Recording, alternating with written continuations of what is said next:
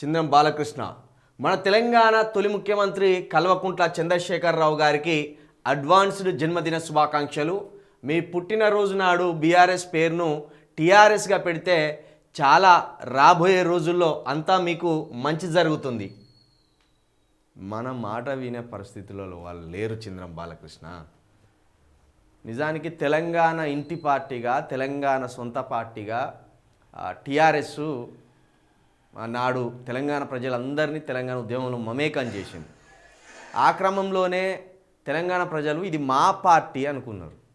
ఇది మా తెలంగాణ పార్టీ, తెలంగాణ రాష్ట్ర కళను నెరవేర్చిన పార్టీ, ఎప్పటికీ దీనికి తిరుగులేదు.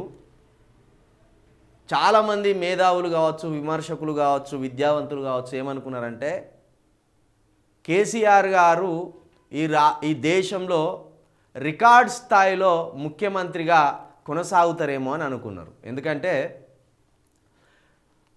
మనకు తెలంగాణ రాష్ట్రం సాధించిన వ్యక్తిగా ఆయన ఒక రికార్డు స్థాయిలో ముఖ్యమంత్రిగా కొనసాగుతారు అనుకున్నారు. అంటే ఒక 4 పర్యాయాలు, ఒక 5 పర్యాయాలు ఇట్లా ఆయన్నే వరుసగా గెలుస్తారేమో అనుకున్నారు. కానీ వీళ్ళు ఎప్పుడైతే తెలంగాణ ప్రజలకు కొంత దూరంగా వాళ్ళ చర్యలు, వాళ్ళ పనులు ఆఖరికి టీఆర్ఎస్ తెలంగాణ రాష్ట్ర సమితిని కాస్తా భారత రాష్ట్ర సమితిగా ఎప్పుడైతే మార్చిందో దాంతో కనెక్టివిటీ పోయింది ప్రజలకు.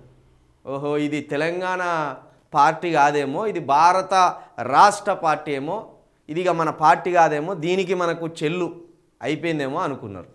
అట్లా బీఆర్ఎస్ తెలంగాణ ప్రజల విశ్వాసాన్ని నెమ్మదిగా కోల్పోయింది. నిజానికి ప్రజలు వీళ్ళంతా చింద్రం బాలకృష్ణ లాంటి వాళ్ళంతా టీఆర్ఎస్ పార్టీ గొప్పదానాన్ని, అదేవిధంగా టీఆర్ఎస్ పార్టీ ఉనికి కోసం పోరాడిన వాళ్ళు వీళ్ళంతా. ప్రజలు ఆ పార్టీ బాగుంటే మా రాష్ట్రం బాగుంటుందని అనుకునే ఒక సామాన్య ప్రజలు వీళ్ళంతా. మన రాష్ట్ర తెలంగాణ మాజీ ముఖ్యమంత్రి కల్వకుంట్ల చంద్రశేఖరరావు గారికి మళ్ళీ అదే పెట్టిండా.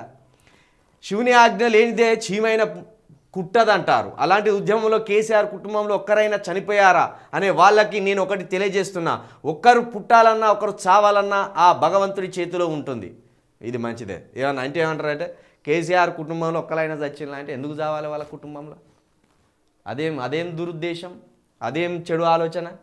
అంటే వేరే వాళ్ళ ఇంట్లో ఒకరు చనిపోయినని, మన ఇంట్లో ఒకరు చనిపోయినని వేరే వాళ్ళ ఇంట్లో కూడా ఒకరు చనిపోవాలని కోరుకోవడం అదెక్కడి ముచ్చట?